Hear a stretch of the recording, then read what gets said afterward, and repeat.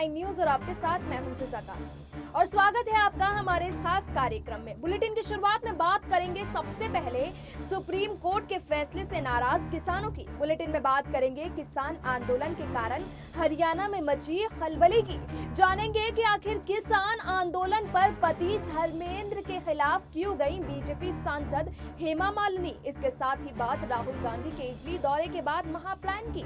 और बुलेटिन के आखिर में जानेंगे कि आखिर क्यों कर्नाटक बीजेपी में मचा है बवाल। लेकिन तमाम बड़ी खबरों से पहले एक नजर सुर्खियों पर। पीएम मोदी की अध्यक्षता में तेजस की 48,000 करोड़ की डील को सीसीएस की मंजूरी। सीएम केजरीवाल का बड़ा ऐलान, दिल्ली के लोगों को लिए फ्री में वैक्सीन कराएंगे उपलब्ध। किसानों के नेता राकेश टिकैत का बयान, एससी ने नहीं संसद ने बनाया था कानून, हमारा आंदोलन सरकार के खिलाफ। कर्नाटक में मंत्रिमंडल विस्तार से पहले मचा बवाल, सतीश रेड्डी करेंगे सीएम येदियुरप्पा की शिकायत। 17 दिन बाद आज विदेश से लौटे राहुल गांधी कल कर सकते हैं तमिलनाडु का दौरा। किसान आंदोलन को लेकर सुप्रीम कोर्ट के फैसले के बाद किसानों में सरकार के खिलाफ गुस्सा और बढ़ गया है। सुप्रीम कोर्ट ने भले ही नए कृषि कानूनों के अमल पर रोक लगाकर किसानों से बातचीत के लिए कमेटी गठित कर दी है, लेकिन सरकार और आंदोलनकारी किसानों के बीच विवाद खत्म होने की अभी कोई गुंजाइश नजर नहीं आ रही है। ऐसा इसीलिए क्योंकि आंदोलनकारी किसान संगठनों के साथ साथ कांग्रेस पार्टी ने भी कमेटी की विश्वसनीयता पर ही सवाल खड़ा कर दिया है। भारतीय किसान यूनियन के राष्ट्रीय प्रवक्ता राकेश टिकैत ने दो टूक अंदाज में कहा है कि कमेटी के सदस्य अप्रत्यक्ष रूप से सरकार के ही लोग हैं, इसलिए उनकी सिफारिश भी सरकार के पक्ष में ही आएगी। बहरहाल सुप्रीम कोर्ट ने अपने आदेश में कहा है कि कमेटी को 2 महीने के अंदर अपनी रिपोर्ट देनी होगी और उसे अपनी पहली बैठक 10 दिनों के अंदर ही करनी होगी। टिकैत ने एक इंटरव्यू के दौरान कहा कि कमेटी के सदस्यों के नाम लेते हुए उन्होंने कहा कि सभी बाजारवाद और पूंजीवाद के समर्थक हैं। उन्होंने कहा कि इन्होंने ही तो कृषि सुधार के लिए इस तरह के कानून लाने की सिफारिश सरकार से की थी, तो इसमें किसानों के हित में सोचने की क्या उम्मीद की जा सकती है। वहीं इसके साथ ही कांग्रेस ने भी सुप्रीम कोर्ट के फैसले पर सवाल खड़ा किया है। पार्टी प्रवक्ता रणदीप सिंह सुरजेवाला ने कहा कि कमेटी के चारों सदस्यों की राय से सब लोग पहले से ही वाकिफ हैं। उधर सरकार का कहना है कि सरकार ने उसकी इच्छा के खिलाफ कृषि कानूनों के अमल पर रोक लगा दी है। उन्होंने 26 जनवरी को किसानों की ट्रैक्टर रैली की योजना को भी देश की छवि के लिए ठीक नहीं बताया है। साथ ही दिल्ली की सीमाओं पर डटे किसानों का असर अब हरियाणा की राजनीति में देखने को मिल रहा है।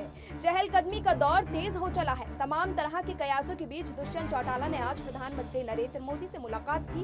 करीब 1 घंटे तक चली मुलाकात के बाद चौटाला बिना मीडिया से संवाद किए चंडीगढ़ के लिए रवाना हो गए। कयास यही जताया जा रहा है कि इस बैठक में कृषि कानून और किसानों को लेकर चर्चा हुई। इससे पहले मुख्यमंत्री मनोहर लाल खट्टर और दुष्यंत चौटाला ने गृह मंत्री अमित शाह से मुलाकात की है। चौटाला हरियाणा में बीजेपी सरकार में गठबंधन साझेदार जननायक जनता पार्टी के नेता हैं। ऐसा माना जा रहा है कि जेजेपी के कुछ विधायक प्रदर्शनकारी किसानों के दबाव में हैं। इसी कड़ी में हरियाणा में बीजेपी जेजेपी सरकार को लेकर कई कयास लगाए जा रहे हैं।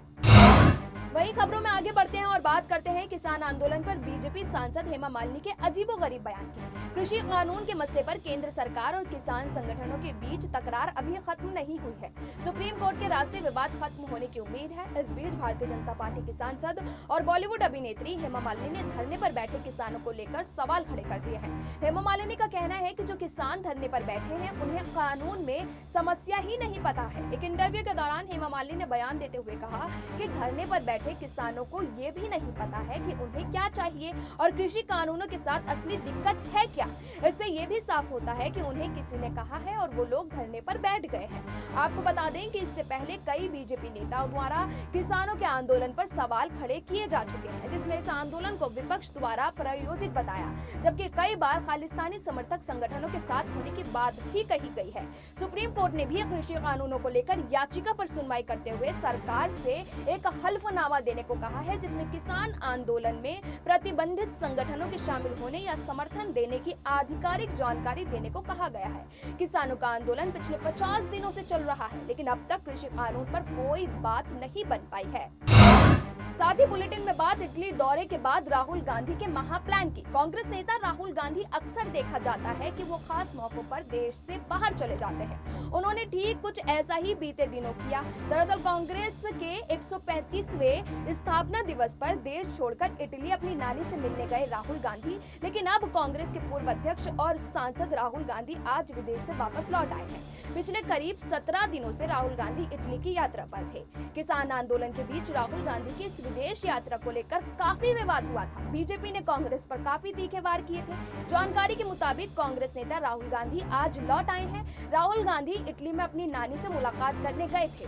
अब जब राहुल एक बार फिर दिल्ली वापस आ गए हैं तो तुरंत एक्शन में भी दिखाई दे रहे हैं। सूत्रों की माने तो राहुल गांधी तमिलनाडु का दौरा कर सकते हैं। यहाँ राहुल गांधी मुदेर का दौरा करेंगे और जल्लीकट्टू के आयोजन को देख सकते हैं। कृषि कानून के मसले पर राहुल गांधी ने लगातार मोदी सरकार को घेरा है। हालांकि कांग्रेस पार्टी की ओर से इस यात्रा पर सफाई भी दी गई थी और कहा गया था कि वो राहुल गांधी एक निजी यात्रा के लिए इटली गए हैं। ऐसे में इस यात्रा को राजनीतिक टीका टिप्पणी से दूर रखना चाहिए, लेकिन इस दौरान भी राहुल गांधी सोशल मीडिया के जरिए मोदी सरकार पर हमलावर रहे। कृषि कानून का मसला हो, कानून व्यवस्था की बात हो या फिर कोई अन्य बड़ा विवाद हो, हर बार राहुल गांधी ने ट्विटर का सहारा लेकर केंद्र सरकार को आड़े हाथों लिया है। ऐसे में अब ये देखना होगा कि इटली से वापस आते ही राहुल गांधी के लिए कौन सा नया कदम उठाते हैं।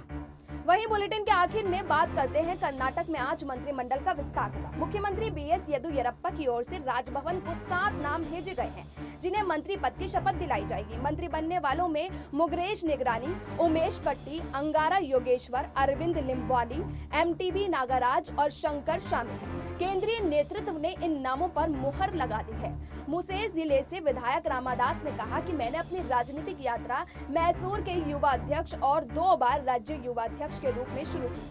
28 साल तक पार्टी के लिए ईमानदारी से काम किया। मेरे क्षेत्र में 11 विधायक हैं, जिनमें से 10 अन्य दलों में गए हैं। पार्टी मेरी मां है और मैं एक स्वयं सेवक हूँ। अन्य तरीकों का उपयोग करके मंत्री बनाना मेरे खिलाफ है। जिले का कोई भी मंत्री बन सकता था। कर्नाटक में कैबिनेट विस्तार से पहले 5 विधायकों ने बगावती तेवर अपना लिया है।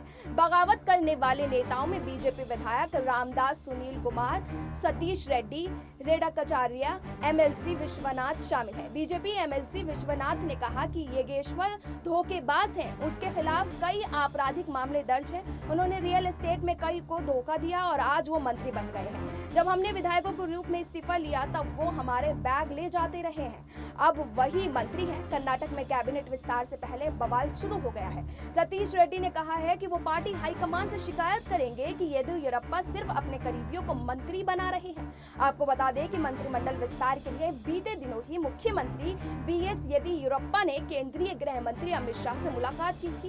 इस दौरान बीजेपी अध्यक्ष जेपी नड्डा, इंचार्ज अरुण सिंह भी मौजूद थे। इस मुलाकात के बाद मुख्यमंत्री येदियुरप्पा ने कहा था कि 100% पक्का है कि आखिर मीटिंग है। मुख्यमंत्री बीएस येदियुरप्पा लंबे समय से मंत्रिमंडल का विस्तार करना चाहते रहे हैं। उन्होंने हाईकमान को मंत्रियों की लिस्ट सौंपी थी। हाईकमान ने कई दिनों तक माथापच्ची करने के बाद मंत्रियों के नाम पर मोहर लगाई। हालांकि अब मंत्रियों के नाम को लेकर बवाल शुरू हो गया है। कर्नाटक बीजेपी के कई नेता मंत्रियों के नाम से नाराज हैं। फिलहाल अभी के लिए इतना ही, लेकिन देश और दुनिया की तमाम बाकी खबरों के लिए आप जुड़े रहिए SPN 9 न्यूज के साथ।